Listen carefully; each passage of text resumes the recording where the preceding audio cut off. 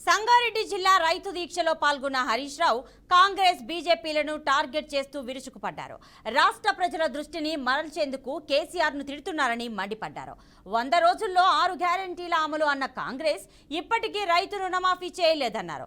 అటు కేంద్రంలోని మోదీ ప్రభుత్వం రైతులకు వ్యతిరేకంగా నల్ల చట్టాలు తీసుకొచ్చిందని ధ్వజమెత్తారు. కాంగ్రెస్ బీజేపీ రెండూ ఒకటేనని, ఈ రెండు పార్టీల వల్ల రైతులకు ఏ మేలు జరగలేదన్నారు. ఇక లోక్సభ ఎన్నికల్లో కాంగ్రెస్ బీజేపీలకు బుద్ధి చెప్పాలని హరీష్ రావు పిలుపునిచ్చారు.